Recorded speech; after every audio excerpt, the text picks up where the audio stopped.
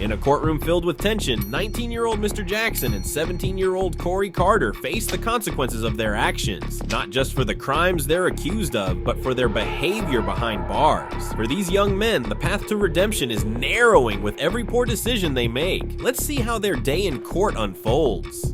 Mr. Jackson, do you have the funds to hire an attorney? Just working on it. You're working on it? So here's what I'm going to do in the meantime because you're in custody. I'm going to go ahead and appoint an attorney. That way you have no lull in representation. Somebody will begin working on your case. If you get someone hired, then they can file the appropriate motions to step in, okay? But you will be appointed an attorney today. The judge's tone shifts as she pulls out a stack of incident reports from the jail. It's clear Mr. Jackson's behavior behind bars hasn't gone unnoticed. Before I send you back to the jail, I want to talk to you about this stack of incident reports that I have of how you're behaving in our jail. And I know that one of the things that you wanted Ms. Perazzo to do and that she had filed on your behalf that we're not going to take up today is for me to reduce your bond. And I can assure you, nothing's going to happen other than your bond being increased if you continue to act like the little hooligan that you're acting like in our jail. I can't even tell you how angry this makes me. How old are you? Just turned 19. Well, let me tell you something. It is time to grow up. Because you and the other little 18, 19, whatever y'all are doing in there, you're never going to get out of jail. You're going to end up in prison, and your life is just going to be just like this. And is that what you want?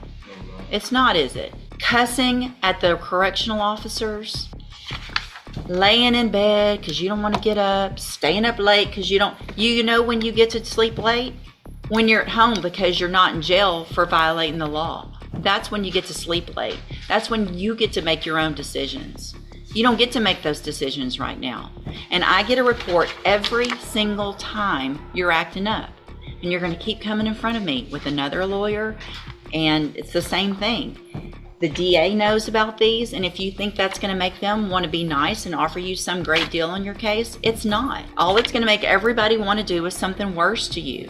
So starting today, if you think you want something good to come out of your case and you want some possible good treatment and to get out and to be able to live a life like the rest of us, start proving it starting today in jail. Otherwise, it's not going to happen. Do you understand? All right, go back with the bailiff. The judge's words are stern, but filled with a sense of urgency. She's giving Mr. Jackson a chance to change, but will he take it? Mr. Kimler, you have Corey Carter. I thought this was set for a plea. Well, it was. We discussed what I thought was going to be a solid agreement, and then after reviewing jail disciplinary, I just didn't think the court would. I had gotten Mr. Nichols to extend an offer of 4 years, which Mr. Carter was prepared to accept, and that the offer was now 6 years and with a 7-year cap. How old are you? 17 years old. And do you realize now what you acting up in jail has already cost you? Well, some of your life. But you had already talked about a deal in your case that sounds like you were going to accept. Is that right?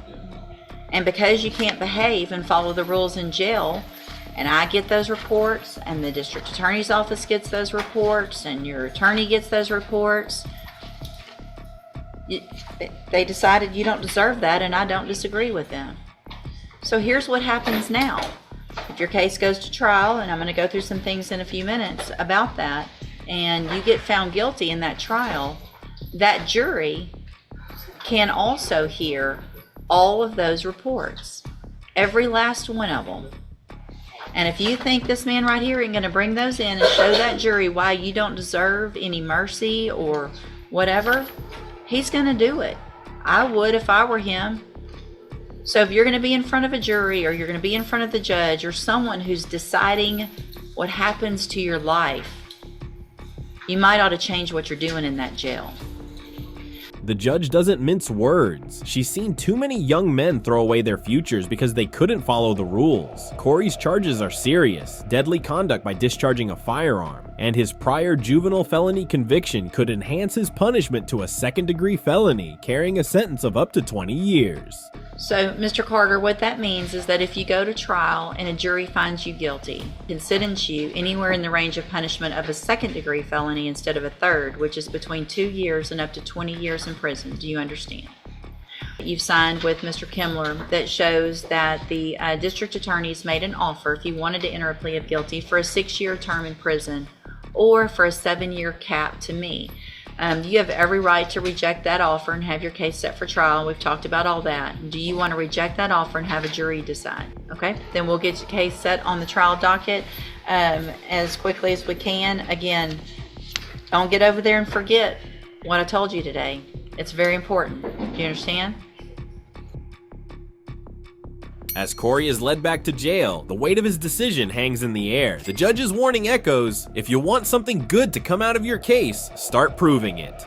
For Mr. Jackson and Corey Carter, the road ahead is steep. Their behavior in jail isn't just a reflection of their character, it's shaping their futures. Will they heed the judge's advice and take steps to change? Or will they continue down a path that leads to more time behind bars? Only time will tell. Thanks for watching. Subscribe to our channel for more stories from the courtroom.